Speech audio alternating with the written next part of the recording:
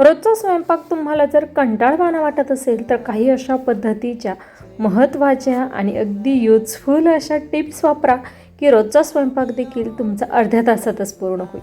त्याचबरोबर तयार झालेला स्वयंपाक या टिप्स वापरल्यामुळे छान रुचकर असा होईल.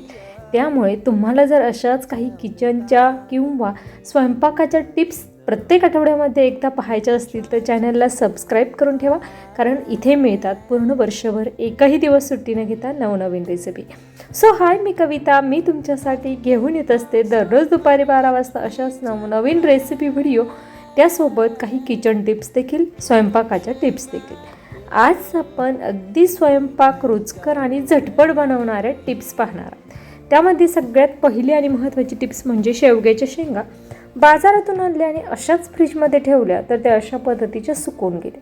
परंतु अशाच शेंगा 15 दिवस अगदी छान परफेक्ट राहाव्या त्यासाठी माझ्या आईने एक टिप्स सांगितलेली आहे आणि ती टिप्स मी तुमच्यासोबत शेअर करते. हे पहा, या अगोदर माझ्या शेवग्याच्या शेंगा अशा पद्धतीच्या 4 ते 5 दिवसातच लूज पडून जायच्या, अगदी पोकळ पडून जायच्या. परंतु माझ्या आईने सांगितल्यापासून मी अशा पद्धतीने किचनमध्ये आपण काही कंटेनर वापरत असतो किंवा फ्रीजमध्ये स्टोरेज कंटेनर वापरतो, त्यामध्ये जर कट करून तुम्ही अशा पद्धतीच्या शेवग्याच्या शेंगा ठेवल्या तर अगदी 15 दिवस झालेले आहे तरीही शेंगा आहे तशाच आहे. ही एक महत्त्वाची टिप्स तुम्ही एकदा नक्कीच वापरा आणि तुम्हाला जर ही टिप्स आवडली असेल तर कमेंटमध्ये किचन टिप्स किंवा स्वयंपाकाच्या टिप्स असं नक्कीच लिहा. त्यानंतर कांदा चिरायचा म्हटलं की प्रत्येकाला रडू येतं आणि कांदा चिरायचा म्हटलं की आपण डोळ्याला पाणी येतं, त्यामुळे पटपट असा ओबडधोबड कापतो आणि बाजूला होतो. परंतु आजपासून तसं होणार नाही. तुमचा कांदा देखील परफेक्ट बारीक चिरलेला असेल. त्यासाठी अशा पद्धतीने कांदा छान असा वरील टर्फल काढून घ्यायचे. त्यानंतर अशा पद्धतीने सगळ्या बाजूने वरील बाजूला आपल्याला कट देऊन घ्यायचे. पूर्ण खालीपर्यंत द्यायचे नाही तर मध्यभागीपर्यंत कट द्यायचे.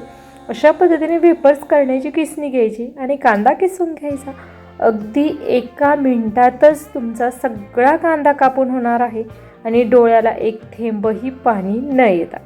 तुम्हाला ही टिप्स कशी वाटली हे कमेंट करून नक्की सांगा आणि सगळ्यात जास्त तुम्हाला कोणती टिप्स आवडली जी तुमच्या रोजच्या वापरामध्ये युजफुल असेल. तर मला तर वाटतं कांदा कट करण्याचीच टिप्स असेल, कारण कांदा आपल्याला स्वयंपाकामध्ये सकाळी संध्याकाळी दररोजच कट करावा लागतो. त्यामुळे ही टिप्स तर प्रत्येक लेडीजसाठी अगदी युजफुल असणार आहे. त्यामुळे एक कमेंट करा आणि जेवढे जास्तीत जास्त शेअर करतील तेवढे जास्त.